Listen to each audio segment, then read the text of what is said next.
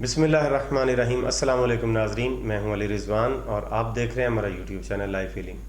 नाजरीन, टांगों का शल हो जाना या टांगों का बेजान हो जाना, टांगों में सकत नहीं रहती, जान नहीं रहती, चलने फिरने के काबिल नहीं रहती, अक्सर ऐसा लोगों के साथ हो जाता है। आज हम आपको जो नुस्खा बता रहे हैं वो इसी मसले के हल के लिए। अगर टांगें काम ना करती हों, बेजान हो जाएं, उनमें बहुत ज़्यादा दर्द होता हो, बहुत ज़्यादा तकलीफ़ होती हो, टीस उठती हो दोनों टांगों में, और शल हो जाएं, चलने फिरने की सकत ना हो, तो इन तमाम मसाइल के हल के लिए ये नुस्खा बहुत बेहतरीन और अजीबुल असर है और बहुत कदीम है। मेरा अपना बनाया हुआ नहीं है, अलबत्ता आयुर्वेदा के गुरुओं को बनाई हुई हर चीज़ है जो मैं आपको बता रहा हूँ। इनमें से मेरी अपनी कोई भी नहीं है, बस मेरी मेहनत ये है कि मैंने इसे सीखा अच्छी तरह से और मैं आपको डिलीवर कर रहा हूँ। तो ये बहुत बेहतरीन नुस्खा है। ये 3 इसके तरीक़ेकार हैं जो मैं आपको बताने लगा हूँ टांगों के शल हुई हुई टांगों के इलाज के लिए। सबसे पहला जो नुस्खा है वो ये है कि सरसों को आपने सिल पर पीसना है।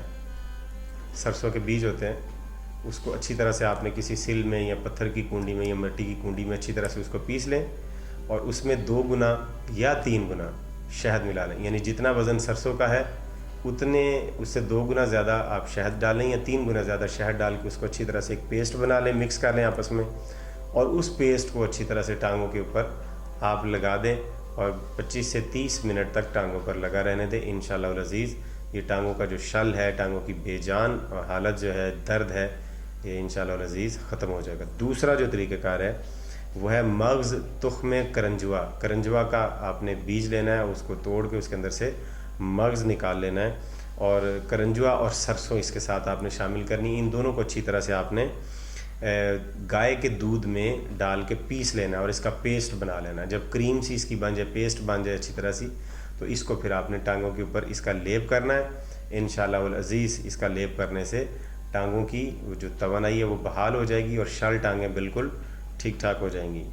तीसरा जो तरीक़ेकार है वो आपको मैं बता दूं, इसमें आपने खालिस सलाजीत लेनी है, असली 1 नंबर वाली खालिस सलाजीत, और उस सलाजीत के बराबर वज़न में आपने फिलफिल दराज लेना है।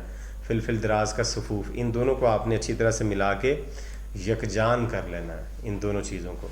और इसमें से 1 माशा आपने सुबह और 1 माशा शाम को आपने गाय के दूध के साथ इसको इस्तेमाल करना है। इंशाअल्लाह अज़ीज़ इसके इस्तेमाल करने से भी आपकी बेजान टांगों में जान आएगी। टांगें अगर काम नहीं करती हैं, हरकत नहीं करती हैं, कई लोग पड़े रहते हैं, इसकी वजह से बेड पे और ख़राबी भी पैदा होती रहती है, उसकी वजह से जिस्म के बाकी अज़ा भी ख़राब होते हैं, जिस्म का वज़न बढ़ जाता है। तो इंशाअल्लाह अज़ीज़ ये मसला आपका हल हो जाएगा।